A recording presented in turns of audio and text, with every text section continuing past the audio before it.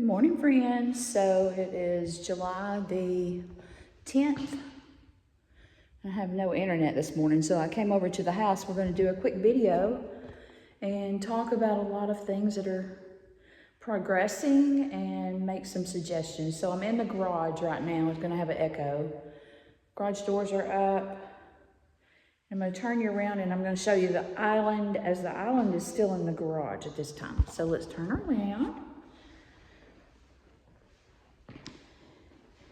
And what I had requested to do, which was not usual, because we don't have any room for a kitchen table in the house. I wanted my kitchen tabletop to be in the island. So this is the tabletop, and it's gonna slide right into that island, and it'll have little legs on it that'll drop down. And I just had it with a natural stain. I do want to have it a little shinier than that, so we're gonna work on that. Randy and I are gonna put some linseed oil on it. There'll be a couple of little drawers that come out in the island. We've got the soft closure. And again, this was a little more than I would normally do, having things that are a little nicer. We're pretty frugal, but both my daughter and my husband won out on that one because they said if it's a new home, you need to do something nicer. So that's what we did. This is where the hot water heater will go. We're gonna have a tankless hot water heater, and Randy will be installing that, and there's the vent up there for that. He's been working slowly on putting outlets in. One thing we didn't realize you had to do is you have to have a steel door from the garage going into the home. And that's part of code. So Randy installed that a couple of weeks ago. We've got the AC on, so it's nice and comfortable in here.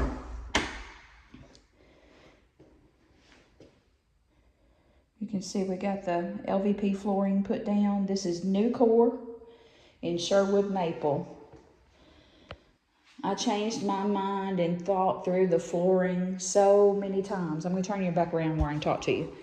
So on the flooring, okay, I went to every store I could think of, and I looked on Facebook, and I did everything I could to try to save money on the flooring, the purchase of the flooring. I had already located somebody that could put the flooring down that was going to be extremely reasonable, $1.50 a square foot to put the flooring down, and I was like, yeah, I can live with that. So I searched high and low trying to find flooring that, number one, was quality, and number two, was reasonably priced, and ended up at Floor & Decor in Cool Springs, and got new core, not the performance, but just the new core, and I think it was $4,100 or $4,200, something like that for the flooring.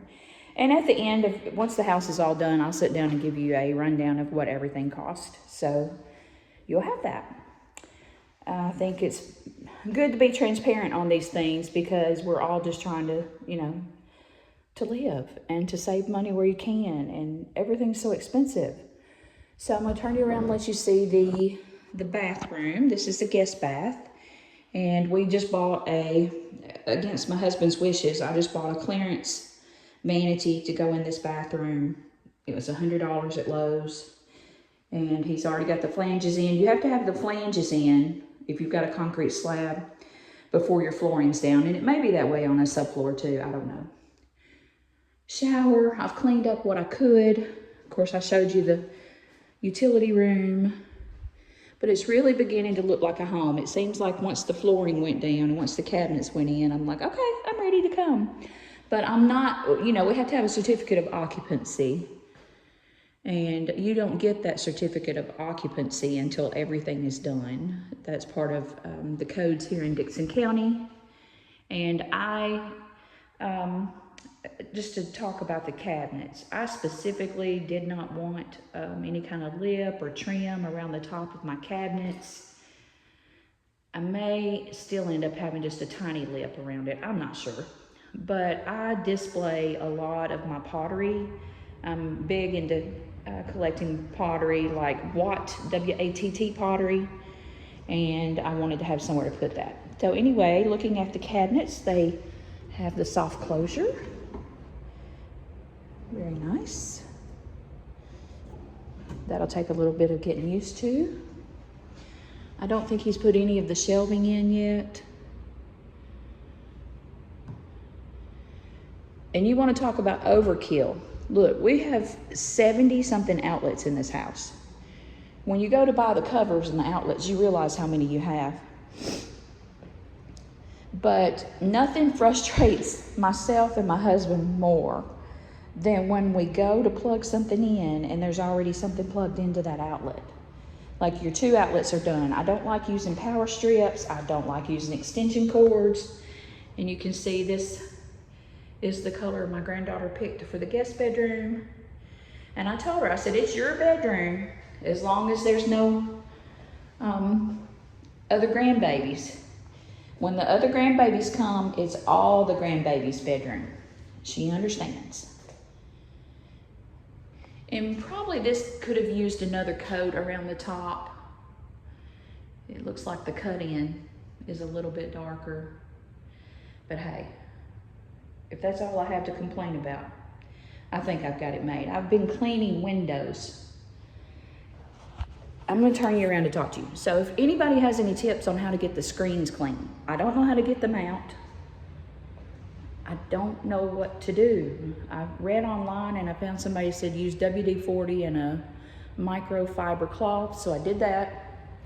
And it looked like it was working fine until I went outside, and when I went outside, it's still got a lot of sheetrock dust in it. So still trying to figure out how to get that clean. It looks like my husband's took out some of the stickers and stuff like that. I'm gonna turn you around and let you see a little closer. We still have tons of work to do. And on these windows and doors, we're gonna do 1x4 trim and box in the windows and do 1x6 baseboards. They'll be just square baseboards. There will be no crown mold. And you can see where the island will go.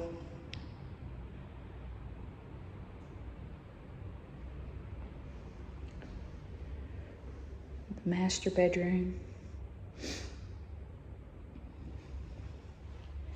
Lots and lots of outlets.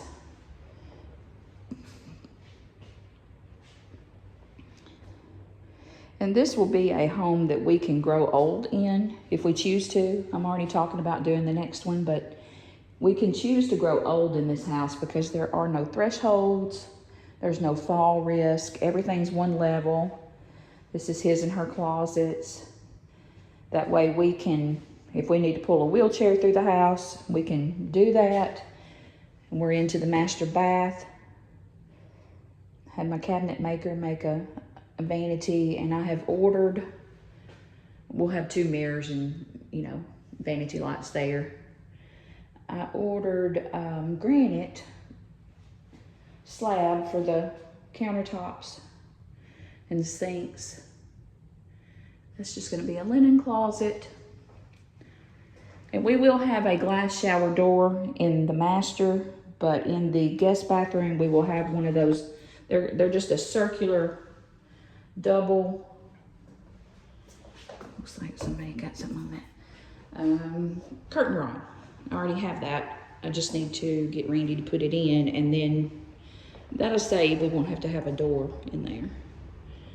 I ordered all the doors, the interior doors. We have 8 of those that will be here next Wednesday. I ordered all the trim. It'll be here next Wednesday. And I'm going to turn you around and give you some more tips. So we both thought that it would be cheaper to go to Lowe's to get trim and interior doors. It is not. It was much more cost effective for us to use a local lumber company. They order, everything's made in USA, shipped in from Nashville actually to Dixon, and they have a truck that comes in once a week. And those things will be here next Tuesday, and then they will deliver them on Wednesday with a $5 delivery charge. I was like, just charge it to my account. I think I can pay the $5. And they will put it right inside the garage. You don't have to do any of the lifting work. You don't have to haul the stuff. And that's great because I actually went to get the flooring myself in the big diesel truck. And Randy was worried about me driving it with 2,500 pounds of stuff on it. And I'm like, I surely can make it from Franklin to Dixon with flooring. So that's just a couple of tips, is to try to find somebody local to get your items from. Every time we've bought local, we've been less disappointed. I'm not going to say everything's perfect, but we've been less disappointed than when we went through Lowe's.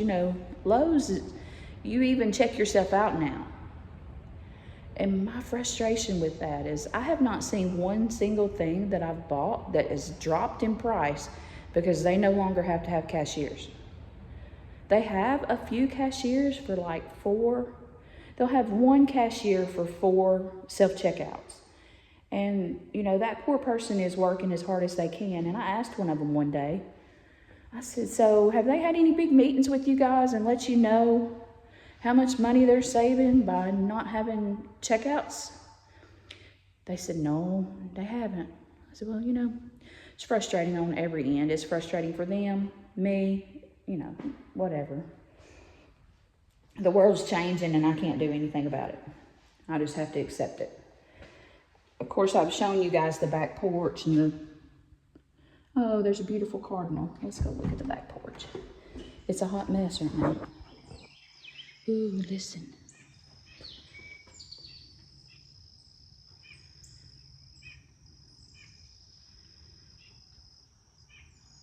So pretty. I love cardinals. And my mom's birthday is the 13th. I miss her so much.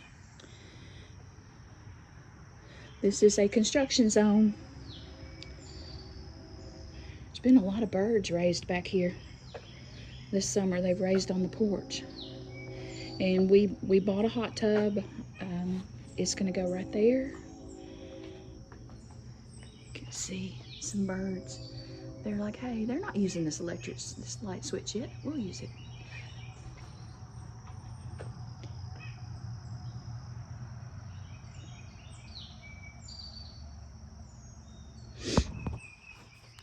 My biggest tip for you is to just take it slow. Don't be in a hurry, and don't, especially if you're doing it with your spouse, let them move at the pace that they're comfortable at moving at. There's been very few, we don't call them arguments, we call them discussions. Very few discussions. And I will honestly tell you the biggest discussion we've had is where the safe is going to go in the house. If that's all we had to have a discussion about in the process of building our own home over the last, it'll be a year, in 2 weeks. No, that's a lie. It'll be a year, August the 17th, that we've lived in the camper.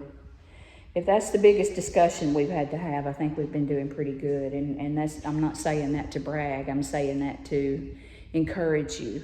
Don't be scared of all the things you have heard where people say, if your marriage will make it through building a house, you've got a strong marriage.